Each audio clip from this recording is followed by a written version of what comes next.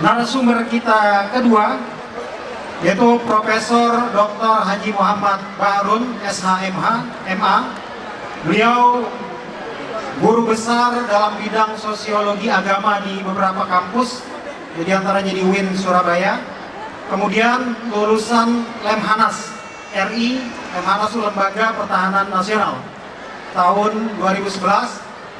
Kemudian juga beliau pernah menjabat sebagai Ketua Komisi Hukum MUI Pusat dan juga pernah menjadi Rektor UNAS Bandung. Pada Profesor Muhammad Baharun, 20 menit waktunya, saya persilakan.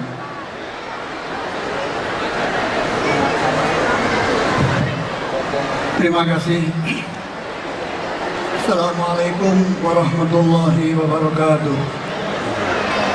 Bismillah, alhamdulillah, wassalatu wassalamu ala rasulillah wa ala alihi wa sahbihi wa man wala wa la hawla wa la quwwata illa billah.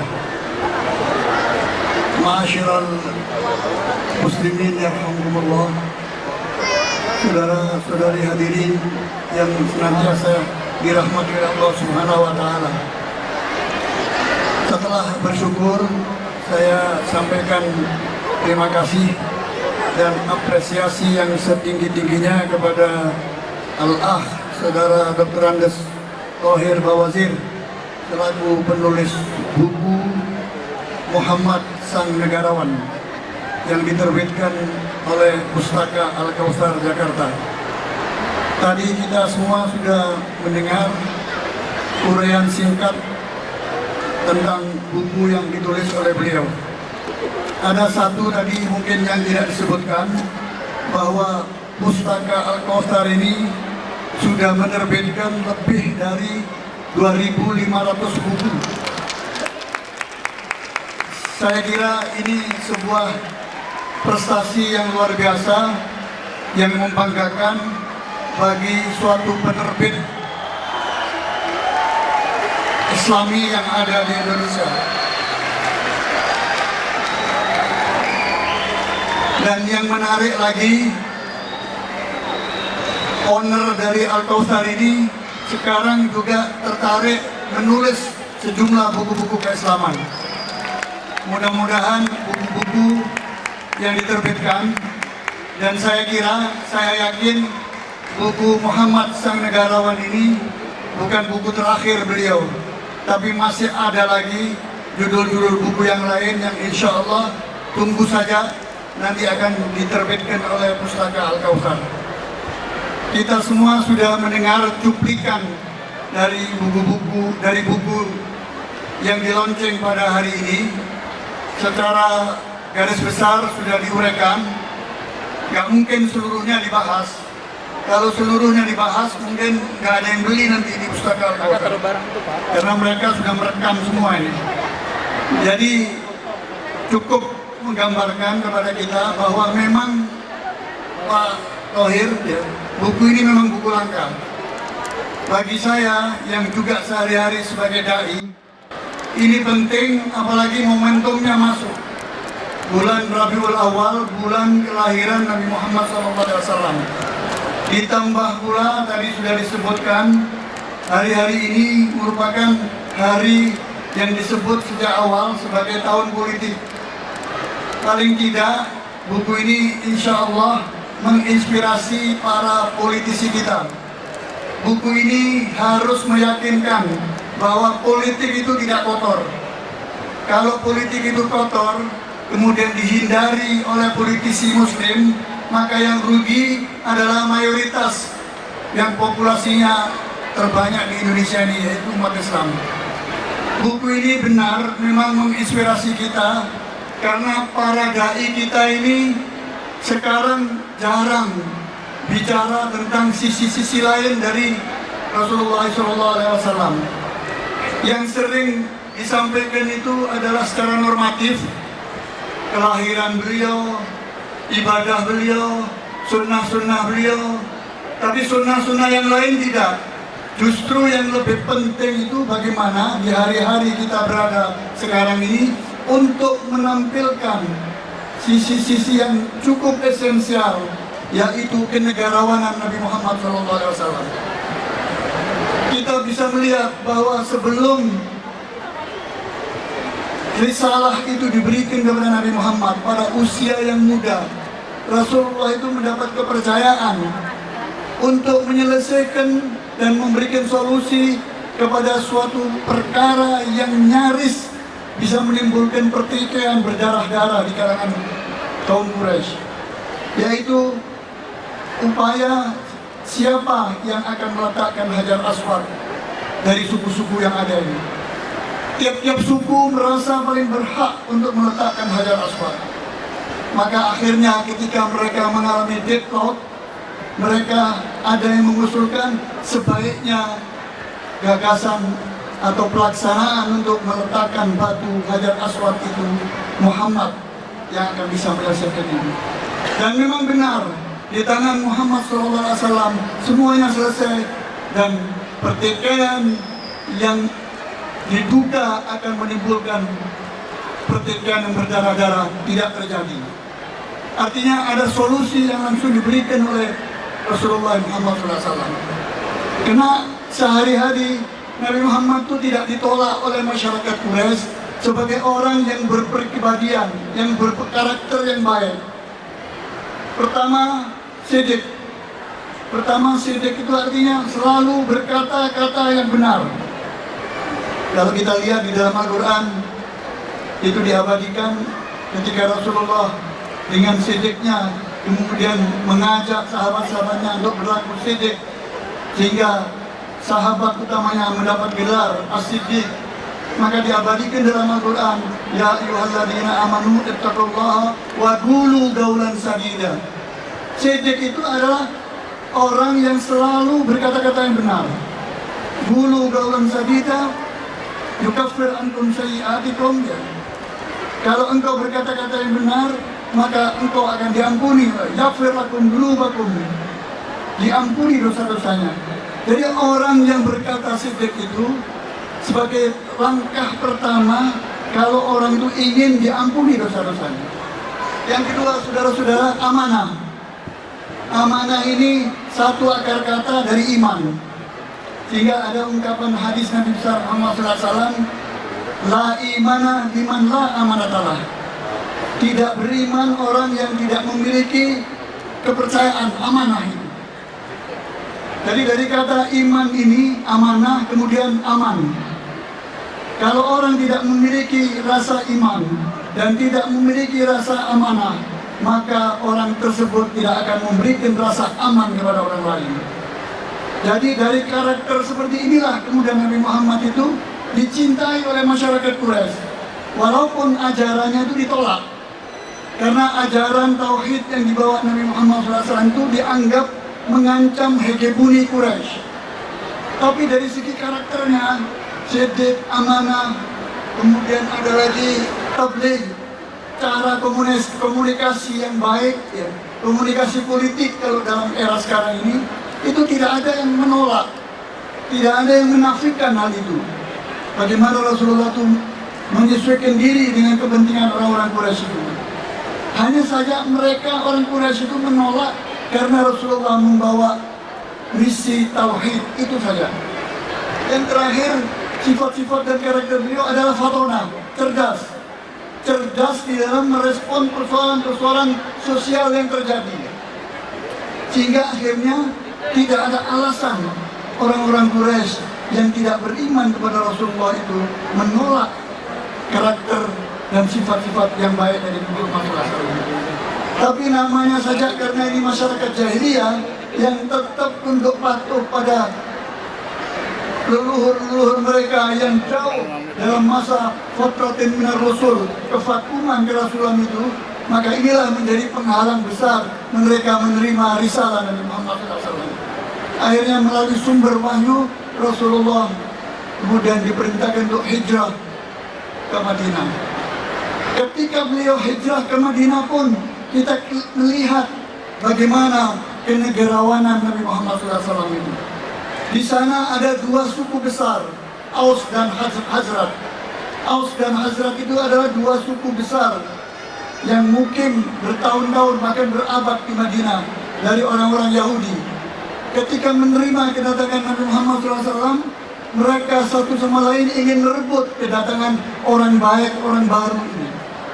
Tapi bagaimana Rasulullah menyelesaikan pertikaian, perebutan dua kelompok suku yang besar tersebut? Ada cara kenegarawanan Nabi Muhammad SAW. Lalu beliau mengatakan, biarkan onta saya ini akan berada di mana dia ingin tinggal. Disitulah nanti saya akan tinggal. Ternyata onta itu ketika bergerak berjalan berada di tengah-tengah, yang kemudian daerah demarkasi ini dibagi oleh sang Rasul, yang sebelah sana Aus, yang sebelah sini Khazraj, dan urusan menjadi selesai. Karena kenegarawanan beliau, kemudian Rasulullah mengatakan bahwa Anda yang menolong kami disebut sebagai Ansor, orang-orang yang mendukung dan menolong orang-orang yang berhijrah.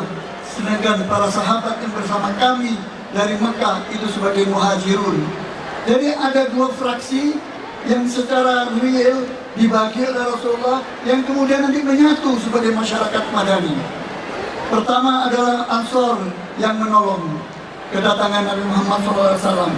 Yang kedua adalah Muhajirun, imigran, yang kemudian dilebur menjadi masyarakat Madani.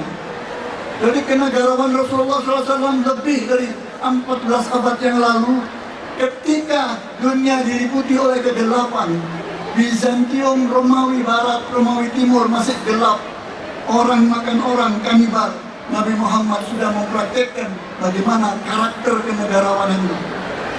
Ini saya kira saudara-saudara sekalian jarang diungkap pada peringatan-peringatan Maulid Nabi, yang orang selalu berbicara tentang secara normatif, itu juga. Di dalam situasi sekarang ini kita menghadapi tahun politik, saya kira perlu buku seperti ini sebagai buku yang harus menginspirasi para dai kita. Jadi ini yang dilakukan oleh Rasulullah SAW. Ada satu lagi, seringkali orang-orang Barat itu mengajari kita HAM, hak asasi manusia. Kapan mereka tuh mulai mengenal HAM? Lebih dari 14 abad yang lampau, Rasulullah SAW ketika melepas pasukan militer menuju ke Mu'tah, yaitu negeri antara Yordan dan Syam, Rasulullah berpidato secara politik di sana, mengatakan sebagai negarawan yang luar biasa, nanti ketika Anda melakukan intervensi ke negeri ini untuk melawan Bizantium, Romawi Timur dan Romawi Barat dengan pasukannya yang ratusan ribu dikerahkan, jangan gentar, jangan takut, lawan mereka. Tapi satu syaratnya, jangan kau bunuh anak-anak, jangan kau bunuh wanita, jangan engkau ganggu orang-orang yang beribadah di gereja-gereja mereka, jangan memotong pohon-pohonan, jangan menyerang dari belakang, jangan bunuh orang yang sudah tua. Saya kira belum ada seorang negarawan dari manapun, apalagi pada masa itu, yang bisa mendeklarasikan hak-hak asasi manusia seperti apa yang dilakukan oleh baginda Rasulullah SAW seperti itu. Oleh karena itu harus kita tolak jika ada orang-orang Barat, baik itu filsuf Yunani dari manapun atau filsuf-filsuf modern yang ada, yang juga dikutip di dalam buku ini, yang mengajarkan kepada kita hak-hak asasi manusia, karena mereka bukan deklarator hak-hak asasi manusia. Lengkap Rasulullah sebagai seorang negarawan sudah memberikan kepada kita bagaimana rambu-rambu kita bernegara dan berbangsa itu. Kemudian belum lagi ada Piagam Madinah yang mengakomodasi keinginan-keinginan daripada masyarakat-masyarakat yang non-Muslim pada saat itu, baik dari Yahudi maupun dari Nasrani maupun penyembah berhala. Rasulullah dengan tegas berdasarkan wahyu mengatakan, ta'alau ila kalimatin sawa, datanglah kemari engkau, kita sepakati kalimat sawa. Apa kalimat sawa itu? Jangan menyembah kecuali kepada Allah. Satu saja permintaan Allah, permintaan Rasulullah SAW. Jangan menyembah selain Allah, dan jangan menjadikan rob kamu, ya, pendeta-pendeta kamu pemimpin agama kamu sebagai pengganti Tuhan. Artinya jangan mengkultuskan pemimpin agama kamu. Itu aja yang diminta. Baru kemudian mari kita sama-sama membangun Madinah. Dari kata Yathrib, kota lama, kemudian dijadikan sebagai Al-Madinah, yang kemudian dijuluki terakhir dengan Al-Madinatul Munawwarah, negeri yang bercahaya. Inilah negara pertama Islam. Pertama membangun masyarakat. Ada masyarakat minoritas yang dilindungi berdasarkan perjanjian Piagam Madinah, yang juga diadopsi di negeri kita dengan Piagam Jakarta. Ada Pancasila, sila pertama, nilai-nilai ketuhanan. Pembukaan Undang-Undang Dasar 45 dengan berkat rahmat Allah. Ada pasal 29, negara ini berdasarkan ketuhanan yang Maha Esa. Ada lagu Indonesia Raya, bangunlah jiwanya sebelum pembangunan fisik. Jadi nilai-nilai itu saya kira diadopsi dari apa kenegarawan Nabi Muhammad SAW. Tapi jangan berhenti di situ. Politisi-politisi Muslim harus menambah kembali, menggali kenegarawan Nabi Muhammad SAW. Bagaimana menghadapi orang-orang minoritas yang sekarang itu merasa terancam karena hanya mendapatkan pendapat-pendapat yang stereotip yang tidak berdasarkan dari nilai-nilai apa yang diajarkan oleh ajaran Islam. Perhatikanlah ketika terakhir bagaimana Rasulullah mendesain Madinah sebagai negara yang kemudian kuat. Pada saatnya kemudian Rasulullah SAW melakukan pembukaan kota Mekah kembali setelah sekian lama ditinggalkan oleh Rasulullah dan para sahabat dengan pasukan yang tentu bersenjata. Tapi maksudnya bukan untuk berperang dan menghabisi atau melakukan dendam kepada orang-orang kafir dulu yang melakukan peperangan, yang menyebabkan peperangan untuk menghabisi Rasulullah SAW dan para sahabat dan para pengikutnya. Dalam perjalanan menuju ke Mekah dengan pasukan yang cukup besar, di sana Rasulullah meraih kemenangan. Kalau dalam bahasa Jawa itu disebutkan menang orang ngasorake, menang tapi tidak membuat orang lain itu terhina. Ada orang-orang penduduk Mekah bertanya bahwa ini jangan-jangan balas dendam. Abu Sufyan melarikan diri. Orang-orangnya Abu Sufyan melarikan diri. Abu Sufyan sebelum masuk Islam dia berlindung di rumah ketakutan. Ada Zuhair, ini Basir yang terkenal di zaman Rasulullah dengan syair-syairnya mengobarkan semangat Quraisy untuk menumpas Nabi Muhammad melalui syair-syairnya. Ini Basir utama untuk mengganyang Nabi Muhammad SAW. Itu mau melarikan diri. Tapi untung dia punya misanan yang baik. Untung dia punya sepupu yang baik namanya Bujair. Itu mengejar Zuhair yang akan lari ke Afrika. Dia bilang, Zuhair, kamu jangan lari. Datanglah ke Muhammad, pasti Muhammad memaafkan kamu. Oh tidak, pasti Muhammad akan memenggal kepala saya. Karena pasukannya sudah besar. Dia masuk ke Mekah, pasti akan menguasai Mekah kembali. Tapi apa kata Bujair? Datanglah, pasti memaafkan. Al-yawm yawmul marhamah, al-yawm tukshal Ka'bah. Hari ini adalah hari kasih sayang. Hari ini akan dibuka kota suci Mekah kembali. Dari semua ada berharap-berharap yang ada di dalamnya. Nah di sini saudara-saudara sekalian, hadirin hadirat, saya ingin mengatakan begitu tingginya nilai-nilai kenegarawanan dari Nabi Muhammad SAW yang sebagian mungkin banyak diketahui kita, ya, sebagian lagi perlu kita gali agar masyarakat umum tahu bahwa Rasulullah SAW itu negarawan yang unggul, tiada tara bandingannya. Saya kira itu sementara yang dapat saya sampaikan. Billahi taufiq wal hidayah wal afu minkum. Wassalamualaikum warahmatullahi wabarakatuh. Waalaikumsalam warahmatullahi wabarakatuh. Kita beri aplaus pada Profesor Muhammad Bahrun. Paparan yang sangat luar biasa, yang sangat menarik. Tetapi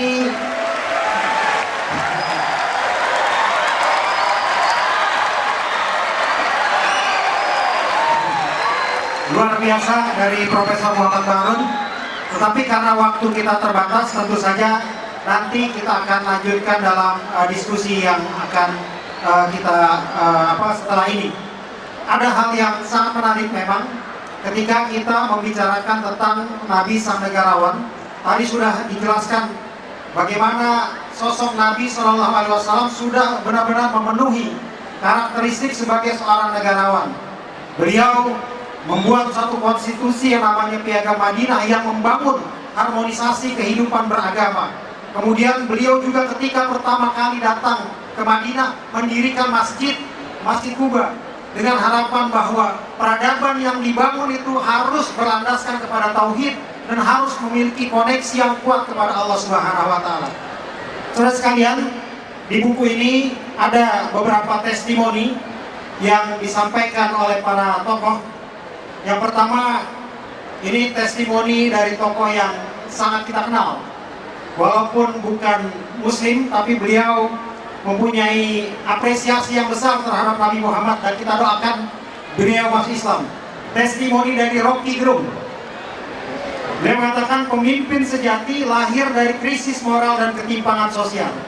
Ia mengambil risiko dicibir dan dimusuhi, tetapi keteguhan dirinya membuat yakin pada jalan dan harapan bahwa ia harus tiba untuk membawa kebaikan.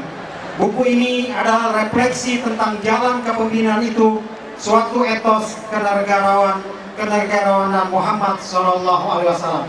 Luar biasa, ini testimoni yang diberikan oleh Rocky Gerung. Kita doakan mudah-mudahan dapat hidayah Allah Subhanahu wa taala. Kemudian ada juga testimoni dari Dr. Tiar Anwar Bahtiar, peneliti INSIS. Beliau mengatakan sangat sedikit buku yang memotret sirah Rasulullah dalam perspektif yang penting dan kontekstual, yaitu tentang kepemimpinan politik Nabi SAW. Ada juga beberapa tokoh diantaranya Ustadz Asef Sobari LC, Direktur INSIS dan juga pendiri Siro Community yang memberikan kata pengantar.